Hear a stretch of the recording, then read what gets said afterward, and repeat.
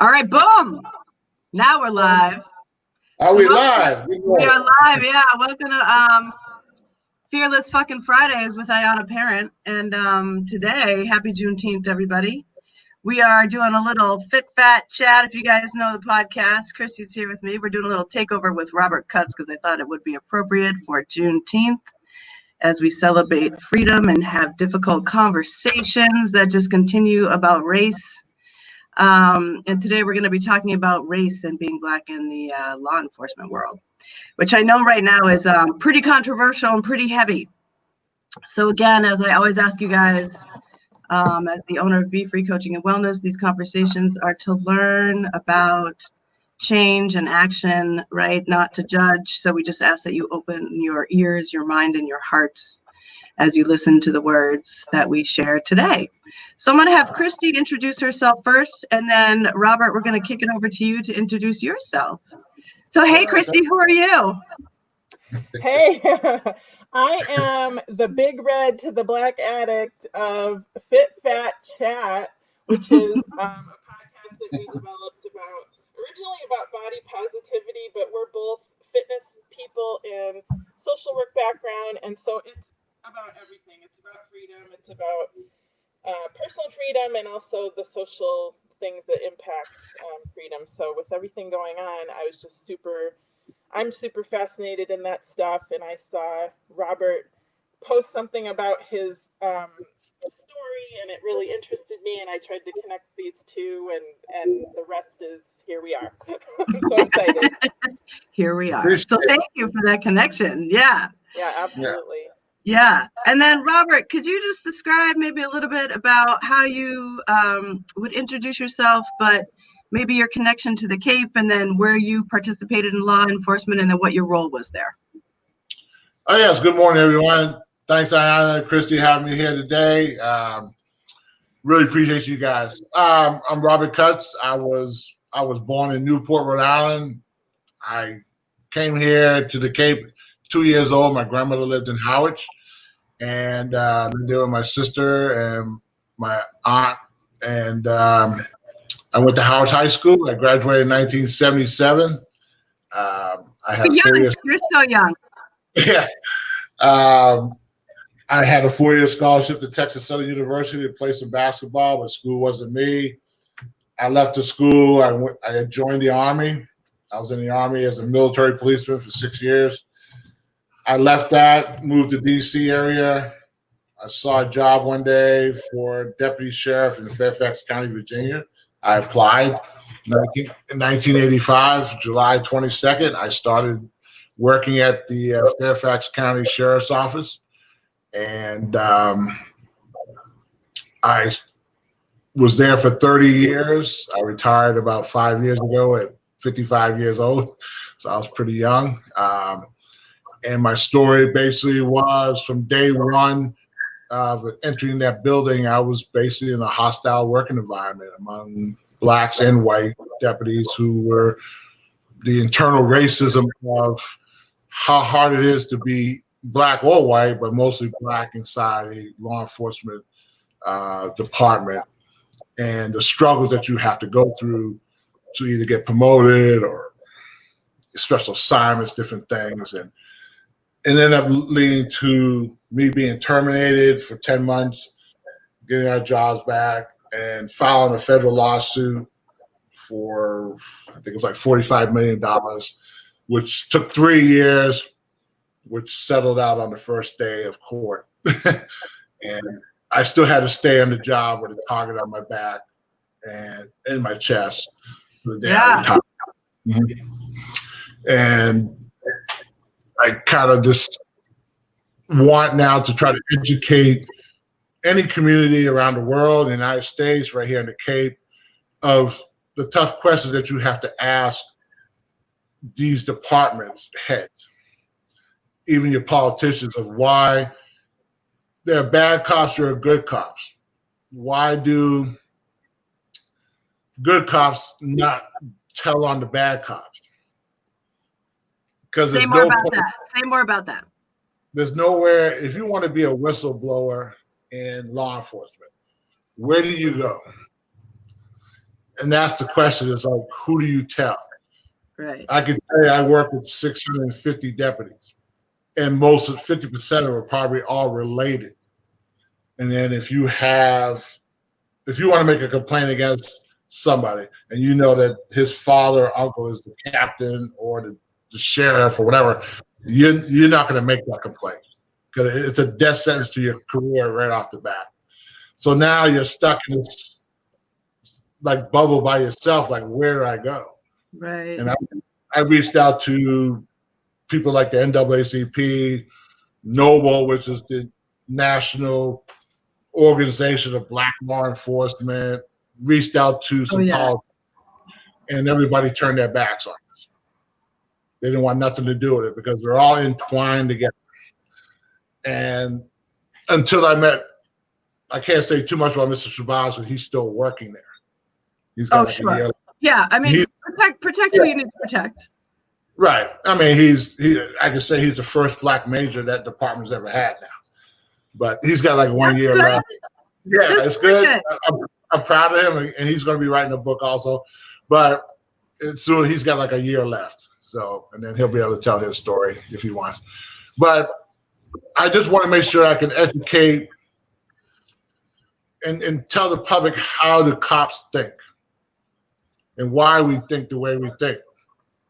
Tell you about the drug problems, the alcohol problem, the abuse problem, the criminal acts that they do and still be able to keep their jobs. You're saying within the police department specifically? I work with guys who committed crimes they should have been locked up for. Yikes. But they're able to keep their job or get promoted.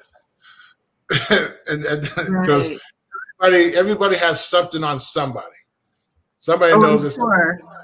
Yeah, so somebody knows they all drink together, they all hunt together, they all do things together. And cheat on their wives and husbands together. So they know something about somebody. So when they do something wrong, they run to that person and say, hey, can you help me? And then they got to, you know what I mean? So we'll just, and I just want to, you know, everybody wants to defund the police departments and do all this stuff. But you have to ask yourself, what would you do if there was no police here? Right. I mean, what would you do? So, but basically, I just wanted to, and I'm writing a book. Hopefully, I can get it out there. I'm looking for a publisher. What's the name? Because I think the name is so clever.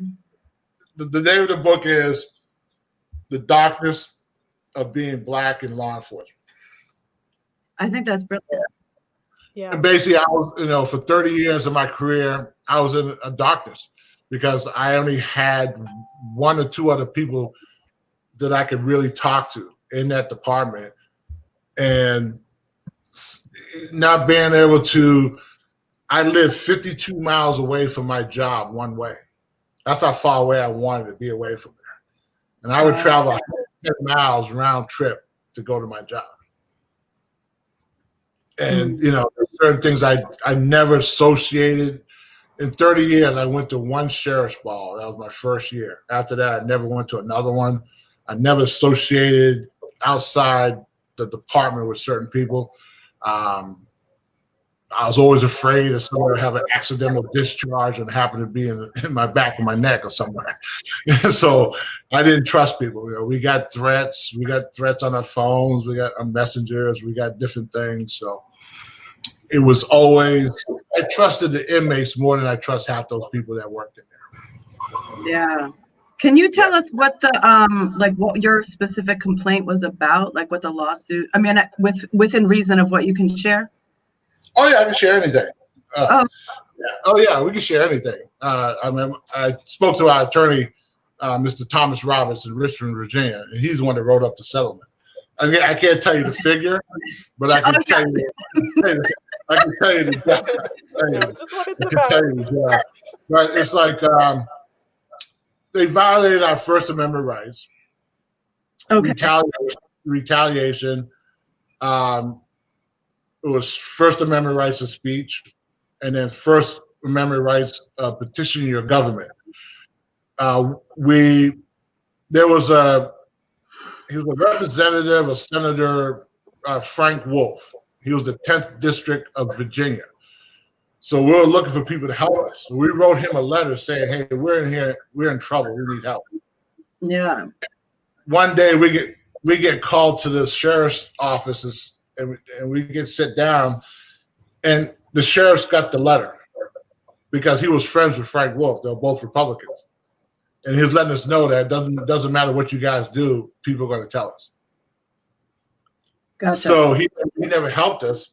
So when it came down when our federal case was coming about and we subpoenaed Frank Wolf, the representative, now he's fighting not to come to court because he was up for re-election. He didn't want to let the public know that they reached out to you, but you turned the letter in to the people that were pressing them.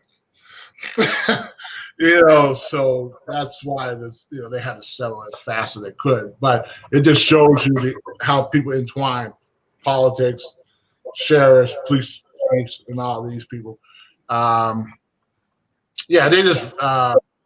There were like 87, I think it was like 87 complaints on that lawsuit. And during deposition, the sheriff said every one of those things happened. That's a lot. Oh yeah. It was in the depositions, as everybody has done a deposition, when you're calling in all these deputies who committed these crimes and they're sitting across from you. Yeah. And you know everything about it. And now they got to tell this court reporter who works for the county what they did. And and they're turning red. They want to jump across the table and jump on you. Yeah. Because now they're exposed, but they still kept their jobs. I'm talking deputies who shot people, people that abused their wives or whatever.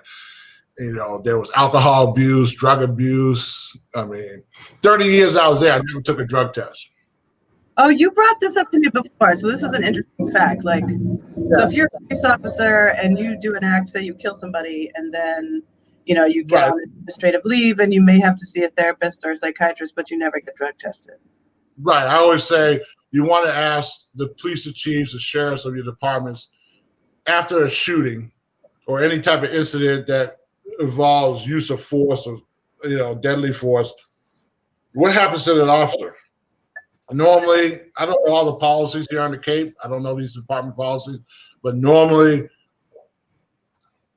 these things don't happen. They normally just come in, take your badge and gun, the internal affairs, tell you to go home, put you on a paid leave, and then call you back and say, we investigated, you're clear, or whatever it is. But they never take a urine or blood test from these people after the shooting. We want to know if this guy was on drugs, alcohol, whatever. And that's what caused him to, beside his rage. I think that's something that should be written in the policies, that after a shooting or deadly force or any type of use of force, an officer should take a drug and alcohol. Because if you hit a tree in your car, they're going to take you to the hospital and take your blood and see if you're DWI. Sure. But this person just killed somebody, but they don't care that he might have been on some type of drugs or something, or alcohol, drunk at work. Because I work with guys that came to work drunk. So yeah, I was going to say, how prevalent would you say that is in your experience, that people would be under the influence while working? Are you saying? Well, yeah, there were certain individuals that work. You could, we went through our post. We're in the elevator, and you're packing like 15, 20 guys in an elevator. You can smell the Budweiser. It's not like you can't smell it. We know what alcohol smells like, and and the supervisors know that. But these supervisors and people, they drink with these guys off duty. They fraternize with these guys, and they do crazy things together. And then now, how are you going to discipline somebody that you've done crazy things with? And that's the problem. And when I don't know if I'm skipping around, but when you go to the Floyd case, that officer was 20 years on. He was a field training officer with, I don't know, you can probably tell me how many complaints he had, 12 or 18 complaints. There's no way that guy should have been a field training officer. He shouldn't have been a police officer at that point. Yeah, anyway, but at least now he's training all his bad habits to some new kid out of the academy. Right. Yeah, And so he it hasn't compounds. promoted because they'll keep you as a field training officer, but they won't promote you. Yeah. You know, so they'll let you train people, but his racism or his beliefs, he's going to try to put it in that new person. And he's the last person you need to be training somebody out of the academy who's fresh, new, who's going to look up to him like he's God. Yeah. And yeah, he should have never been a training officer. I mean, I was a training officer. I mean, but I know how trainees will look up to you. And I would not do something crazy, but anytime I got a new recruit I trained, I would always make him make me 2 dozen of chocolate chip cookies. Right. No, I do. I know.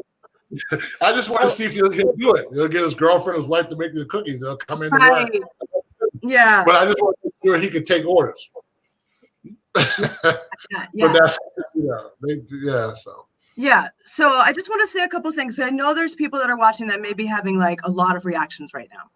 And I don't think anything is bad that you're saying. I think that I just want to context this in that, you know, we're in a system, right, that cops are a part of, and that they're also trained and born into a system that is very dangerous, right? So it's like, if you look at systematic racism, you're sharing a very personal story that highlights all of that, right? And so if we look at, again, all I do so much recovery work, right? So I have also worked with a lot of cops who have had those issues in the workplace, you know what I mean? But that also relates to trauma, relates to PTSD, relates to the system that they're in, because I feel like what you're saying is it's a hard system to be truthful in. And for blacks and whites, right? For all people of color, or, you know, whatever you want to identify as humans. It seems like a very structured system that's hard to be yourself in.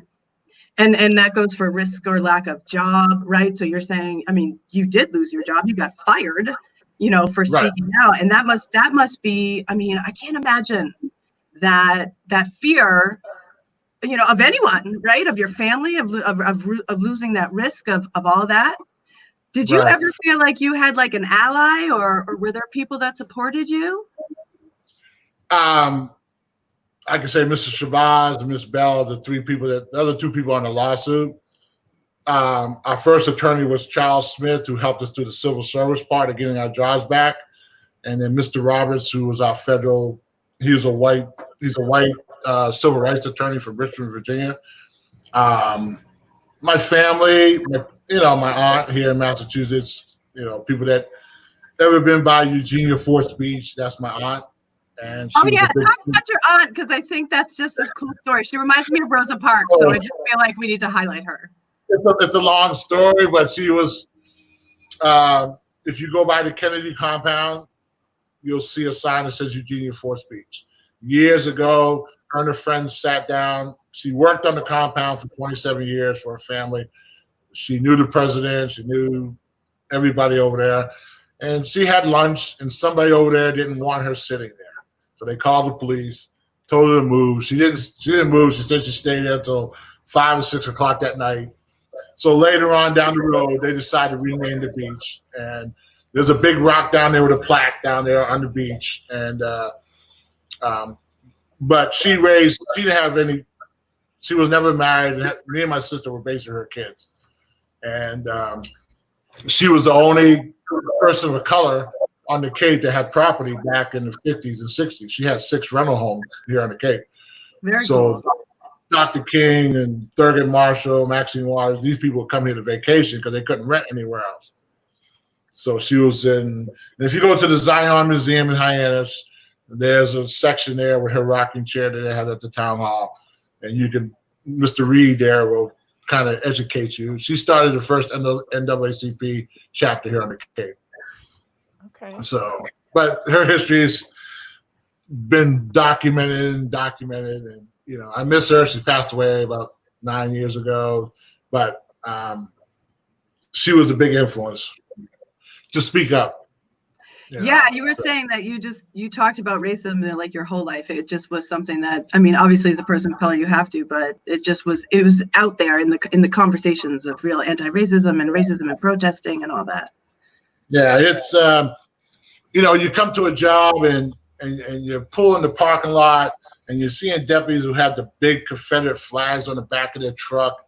They're wearing cowboy boots. And we did a tour. When we first started working, they give you a tour of the facility in the courthouse, and they're telling you that the cannons are still pointed towards the north in front of the courthouse.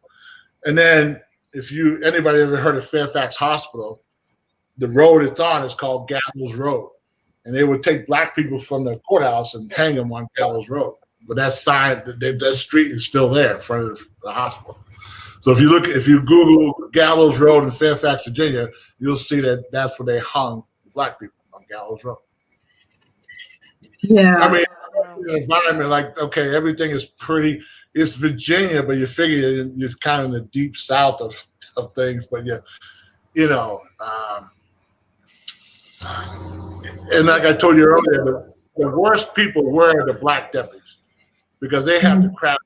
If they felt you was a threat, they're going to drag you down somehow. They're going to team up with the white racist deputies and try to bring you down. And that's what happened. That's scary. Yeah. And they always thought that me and Shabazz were the problem. Even though at the beginning we asked them, do you guys want to file a class action suit? We went to some people and they said, oh, no, we don't have any problems. So we were on our own. So, and I was okay with that because I really didn't know these people, personally, but it would have been a lot easier to have 25 people file a suit than this 2. But I kept documentation for 15 years. I know you were telling me that. What about that? I can get past you, buddy. So when I turned it over to our lawyer, he said, like, you kept all this stuff? I said, yeah, because I knew day one I was in a bad place. And I knew that I had to make sure that I could protect myself. So, what a thing to have to do in your job, right? Excuse me? Like, what a thing to have to do in your job of your place of employment. It's I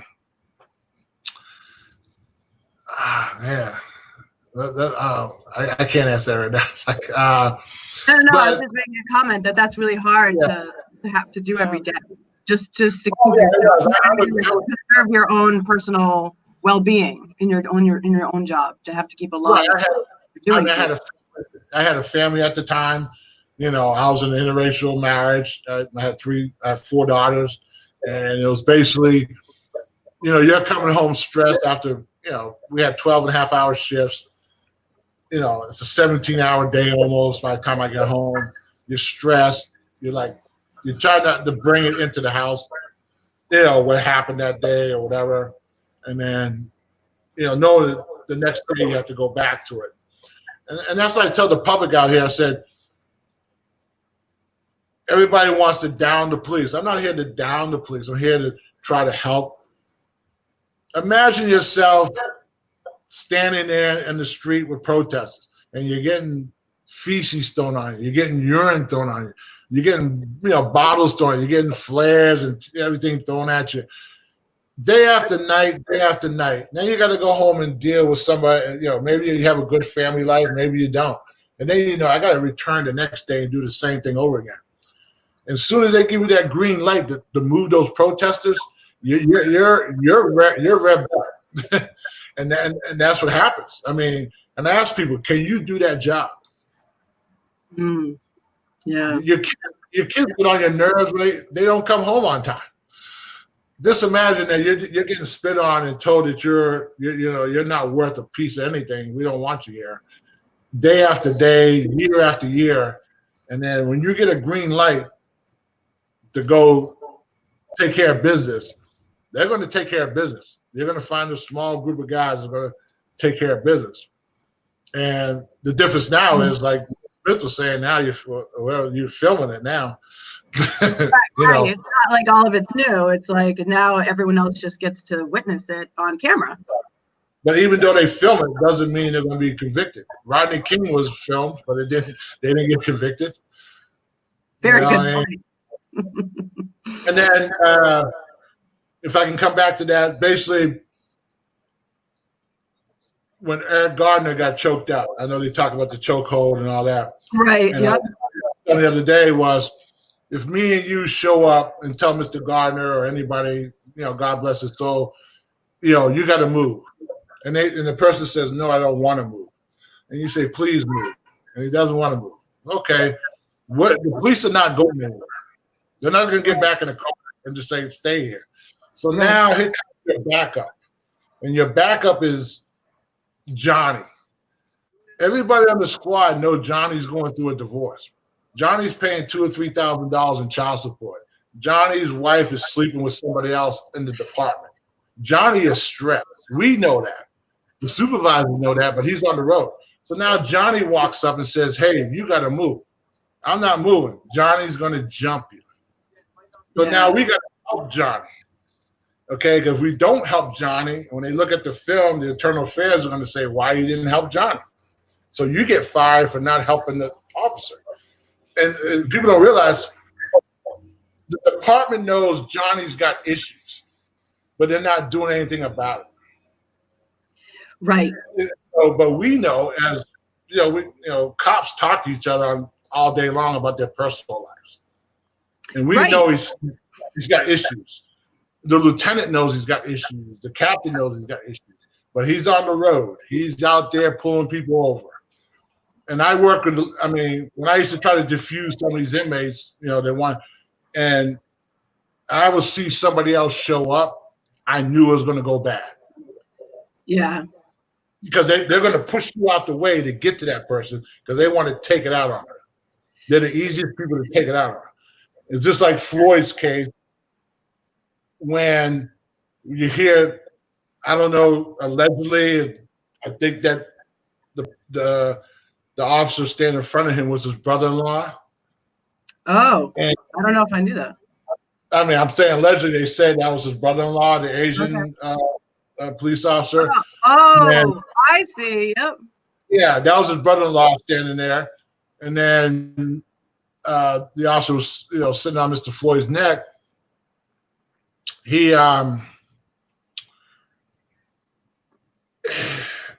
everybody in that group was looking up to him because he was a 20-year vet. So they're all looking up to him. He's giving directions. And then you find out a day later that his wife filed for divorce, allegedly. So he's already going through issues. And the department knows he's going through those issues. So now he's going to lose half his retirement. He's going to lose half his Social Security. So he's thinking, I've already worked 20 years. I got to work another 20 because she's taking half my money. So I got to take it out on somebody. And that's, a thinking of, I know that some of these guys think like that. They're so pissed. And the easiest person to take it out on is an inmate or a real weak person. Right. And departments know that. Believe me, they know you guys are going through it. I'm low man on the totem pole. I know you're going through a problem.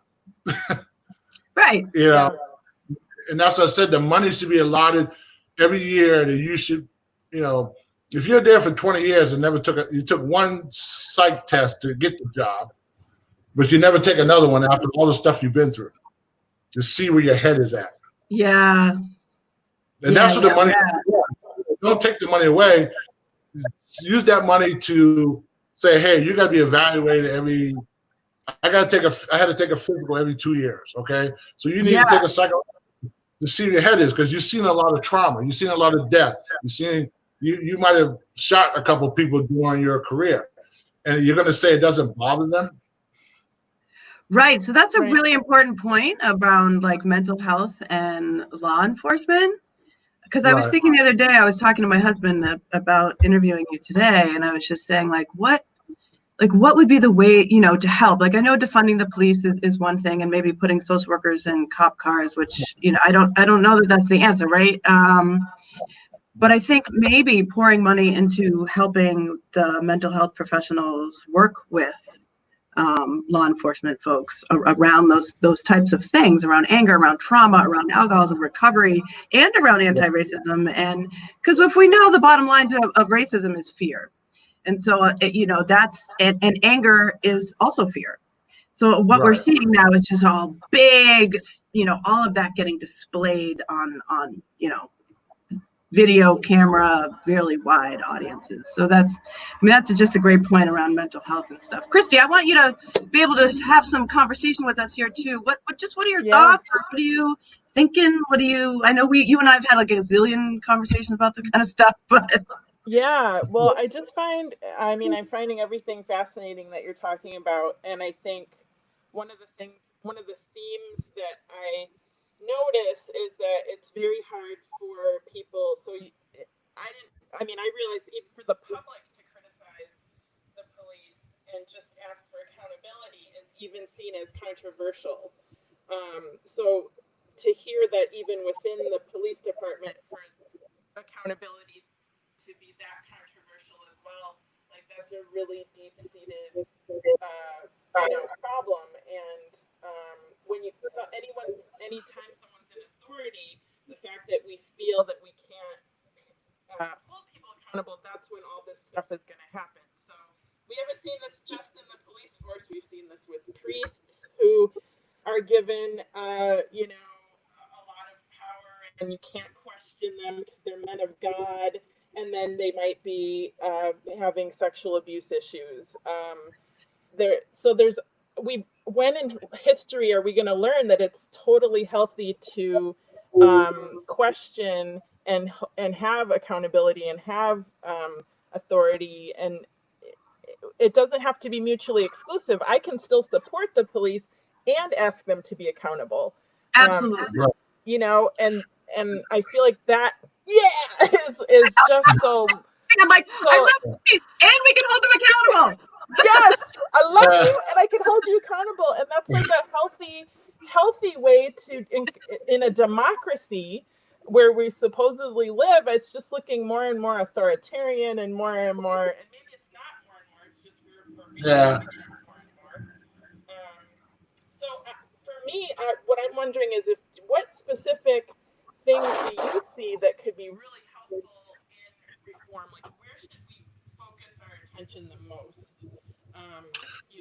One of the things I noticed, I was talking to Ayanna the other day about, do we actually know the minority hiring here in the Cape? And one of the things I notice when I hear some of the leaders talk about, we hire the best people.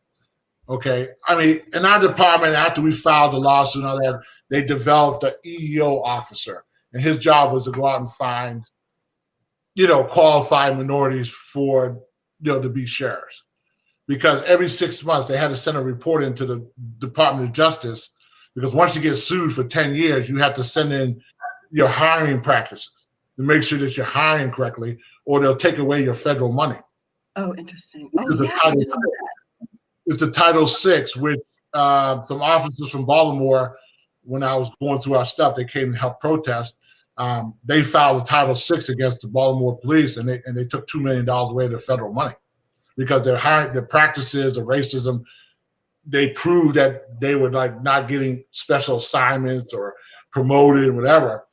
And so I tell people, if you look, I don't know, hopefully somebody out there can tell us, how do we get the breakdown of each town and how many minorities they have on it? It doesn't mean having minorities is going to be a good or bad thing, but you don't have any problems if you don't hire any minorities. You can sit there and say, I hire the best people, or you just have one or two. I'm very outspoken people. You have one or two token people that you put out there and say, hey, look, we have a black person. It's like the person who used to come in on my job. Some guy say, hey, I got a lot of black friends that come over my house. Okay, thank you for letting me know that. It doesn't mean anything. But I don't know, here in the Cape where, because I was not in the union, I was in the civil service. I don't know how the unions work here with the police departments, whatever. But, these towns say, well, our departments reflect our community. So what they're saying is, if we're all white community, then we should have all white officers. Oh, I see. Mm-hmm. Yeah. So that's the kind of what they're saying. I mean, that's the way I look at it. When they say your department should reflect your community. So if your community, if your department is all white, then you're saying your community is all white. Right.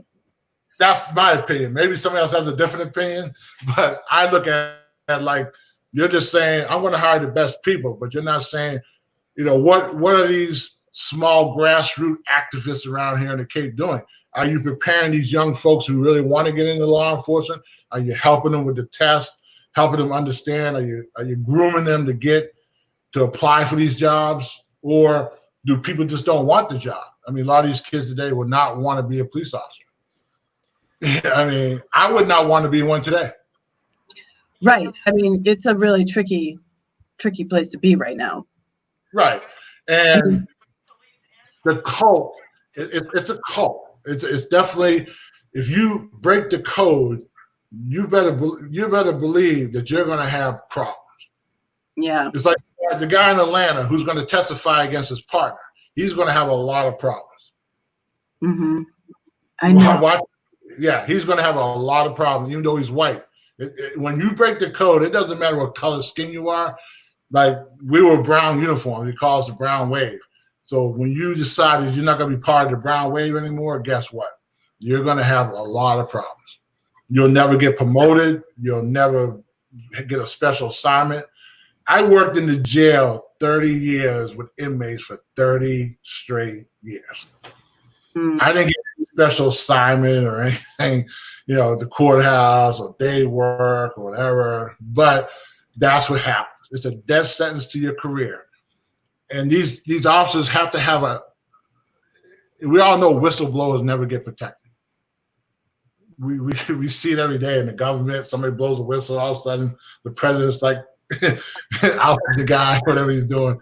In law enforcement, the mental thing about who do I tell? Right. Yeah.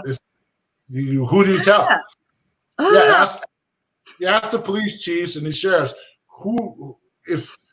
are you comfortable if an officer came to you and made a complaint about your nephew who's working there? Right, exactly. It's hard. Would you not take it out on that person who made a complaint on him? Because now you're going to go tell your sister you're going to fire her son. Right. It ain't working too well. Yeah. So that's why the officers never say anything. Right. Christy, you made a comment, but I don't know that we can hear you. Like, I think I don't know what's with your mic, girl. Oh. Yeah, it's like coming in and out. Okay. Try now. Say it again. Say something. Hey. It's a little better, yeah. Well, it made me think about community policing. I went to the protest that was in Ayanna, where the Barnstable sheriff also attended. And I did witness, at least for the people who were organizing that protest, they were saying that they felt like the police on Cape in Barnstable were very supportive of them, and that they heard complaints. I'm not saying it's probably not perfect. There are also some things, but the transparency and him showing up to the rally and him speaking and him at least attempting to hear, I guess, the community was interesting to me. And also there was a plea from the organizers for people to try to get into police and to get into politics. And I think the dilemma is that people are seeing how ineffective it currently is, and it feels overwhelming, and it feels like useless to be part of the system or to vote or to do those things. And it's like, no, we really, really, really need to get more representation. But I think it's a dilemma because people are like, why would I want to do that? Look at all the scrutiny people have to go through, and look at, right. It's a dilemma. I agree. I hear that. Yeah. I don't want to interrupt, but I want to touch on the chokehold because that's a big thing. Is the first couple of weeks I was there, the sheriff actually came up to me and says, "Hey," his thing was he wanted to ask you about. His main thing was, do you have a degree? Because the only way you get promoted under him that you had a degree. He didn't care if your degree was in woodworking. You know what I mean? He just wanted your degree. And he was telling me about, well, if you ever have to take somebody out, I'm thinking of this guy like, what? He said, if you ever have to, take an inmate out, make sure in the report that you type in there, you in the heat of battle. And that's why you had to take the inmate out. So, and that was a key word they said you have to put in there. And then if you had to do something like that or really hurt somebody, we had the Employees Assistance Program in Fairfax. And then so you went there for a couple of days, talked to one of the psychiatrists, and you're back at work. You say, I blanked out for a couple of minutes. I didn't realize what I was doing. And boom, I'm back to work. Here I am. And that was the routine. There were times that we would actually dump inmates, and we had another guy in the squad who would write the report. He wasn't even there. You just give him the inmate's name and the inmate number, and he would write the report. I mean, it was a free-for-all. I mean, I got in a fight one day with an inmate, and the chaplain jumped on him with me. I mean, it was just one of these, and the chaplain had a gun. The sheriff actually gave him a gun, and he was a jail chaplain, and he had to take home a gun. But and then the first, and in my book at the beginning, when I first went down to get my uniforms and my gun and stuff, and I walked down the steps into the supply room, there was an inmate in an orange suit and a deputy, corporal. The inmate handed me the rounds, and the deputy gave me my gun. I mean, this is the kind of place I'm walking into, where the inmate is giving you the ammunition, and then the deputy next to us going to the safe and pulling out the gun. Yeah. Wow. Yeah, they call them trustees. We had trustees every floor that you work. You picked one of the inmates, the trustees, to help clean up and do stuff. Yeah. But I mean, this is what I walked into kind of my first day, like getting my stuff. Like, what's the inmate with an orange suit giving me ammunition for? What is this? What's happening right now? Yeah, what am I doing here? So I wonder. We're gonna have to wrap up in a little bit, but I want to make sure that we get to a few things, which is some things. I know we mentioned like hiring around maybe more cops of color is a solution. What are some other solution-based? And then how are you taking care of yourself during this time?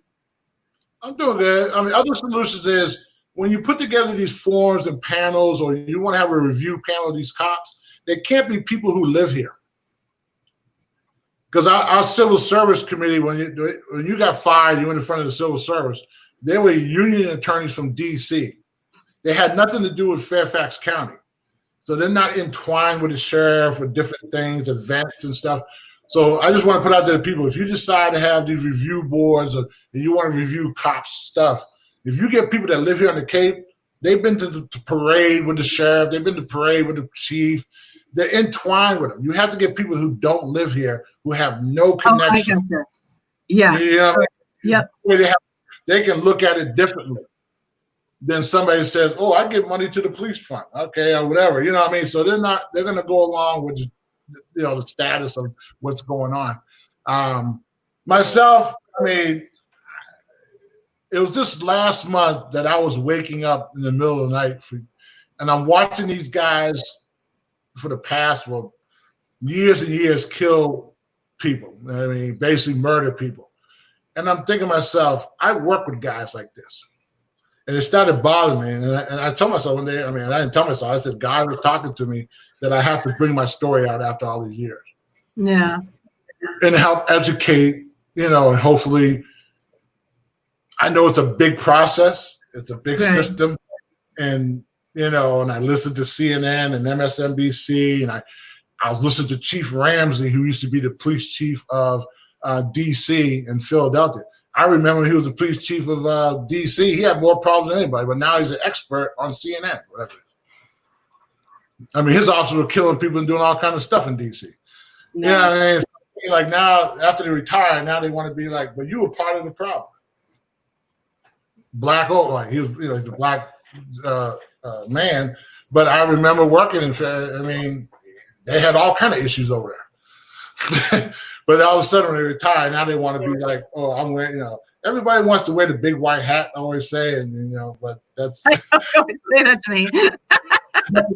another day. That's like, but I really appreciate you guys, and I hope we can, go deeper down the road, and the audience out there. What's up, Sarah? I'm looking at Bonnie's daughter's on there, but I really appreciate you guys, and and it's hard stepping out with Ayanna and you guys when you have a business. When you have a business and you step out, people are gonna say, "Oh, she's a radical," or they used to call my aunt a rabble rouser, but she didn't care. Yeah, she fought what was right, and people started respecting her after a while. They realized earlier, because some people say like when you own a business, you should really, hold the party line, not choosing, and I don't actually. I don't choose sides. I make a platform so voices can be heard, because I think right now this is where we need to be, because I think people are listening, and people are listening for the first time ever in a deeper way. I mean, I think people listened before, but it kind of like went over their head, or they thought about it for a second, and the next day it was like over, and then there was a protest, and then a month later people forgot all about it, right? I mean, there was all these things, but I think people are really grounding in now and doing it. So maybe, I think, maybe with your audience, we can do maybe a Zoom with the audience. You don't need, like you don't need the police chiefs. You don't need these leaders. You just have to educate the public. Sure. Are you ready to ask them the tough questions?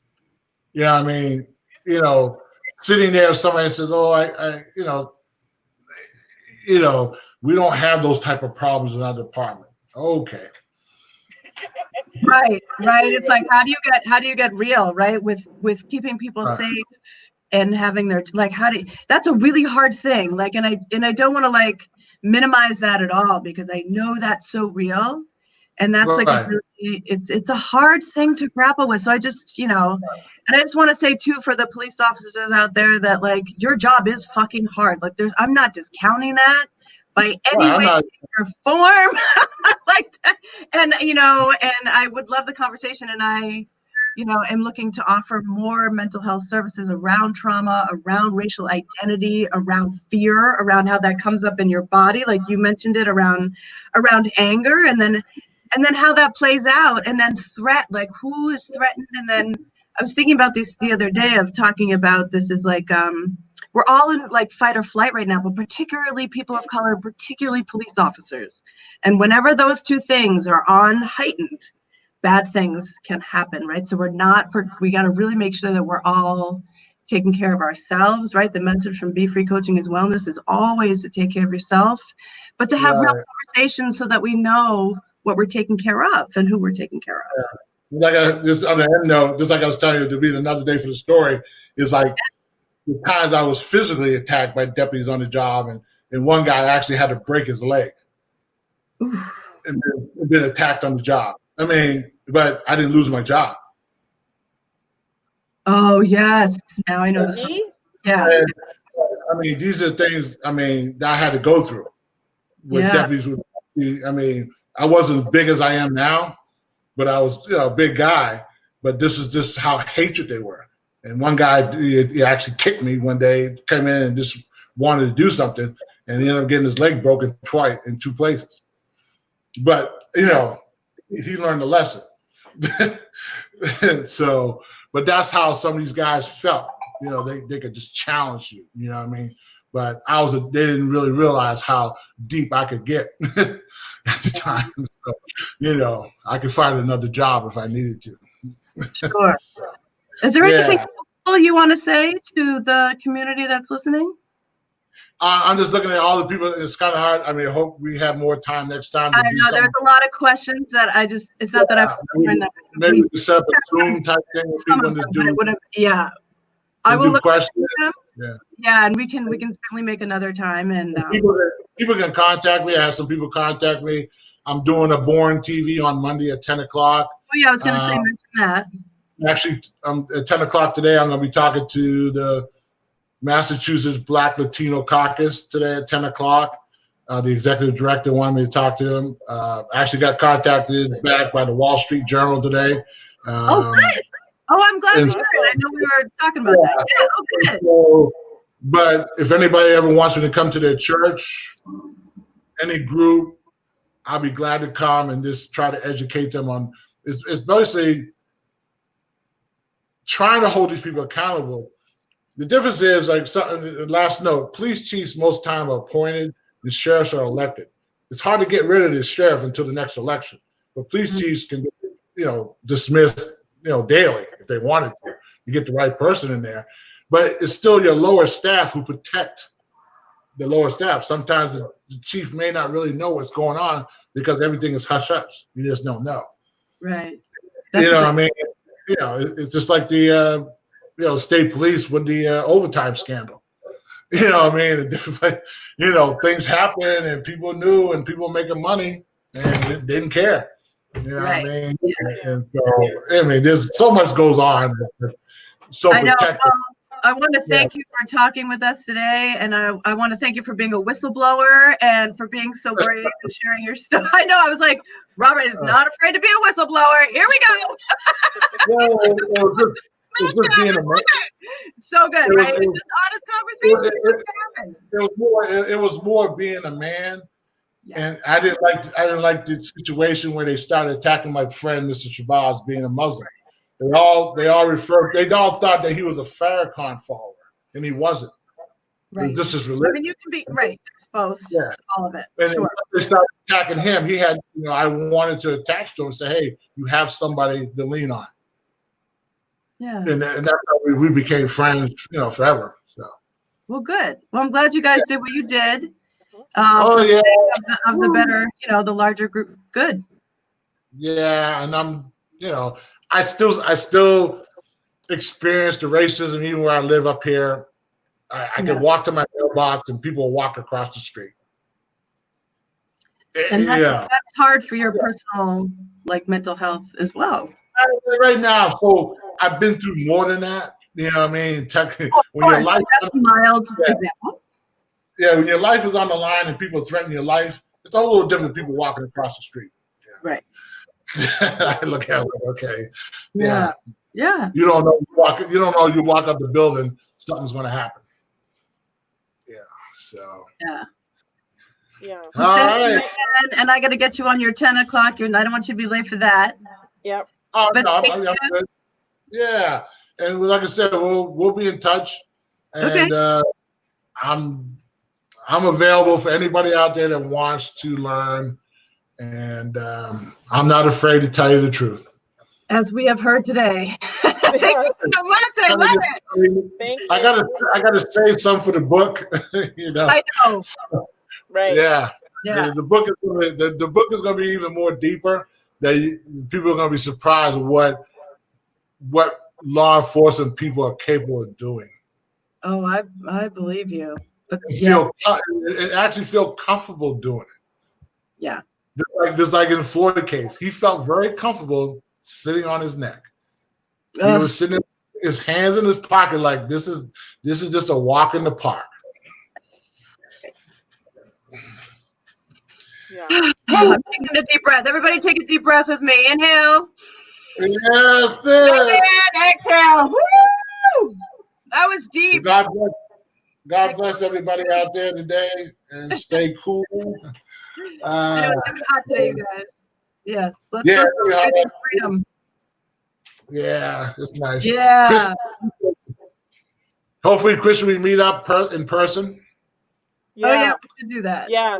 We got lunch. Yeah, we'll take you out to lunch at Bamboo. That's what we always do, Robert. You got to come with us. Yeah. The Bamboo. Yeah, the Chinese restaurant.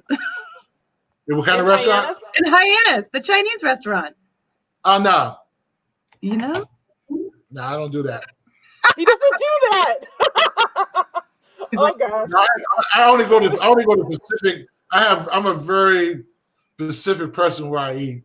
Oh. I have certain restaurants I go to because I already know it's good, or I kind of stay routine in that. Okay. I watch the Phantom Gourmet and I get certain places I go to. Oh.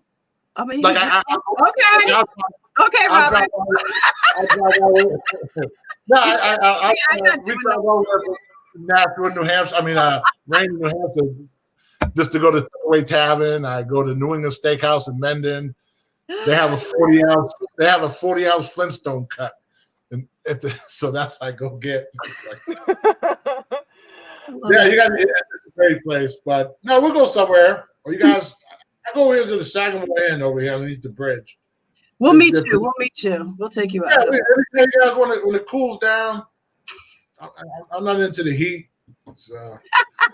Whatever you want, we're down with you. That could be a book title. I'm not into the heat, you know. I do eat Chinese food, and I normally go to Wei Ho over here in Buzzards Bay Rotary. All right, we might have to branch you out. I don't know. Yeah. Let's talk. No, All right, we're gonna reach time, but thanks everybody for joining. Thanks everyone. Thank you. And we'll finish this food conversation offline. All right, bye everybody. Thanks for tuning in to Fearless Fucking Fridays. Have a great day. Celebrate Juneteenth and freedom. Peace out.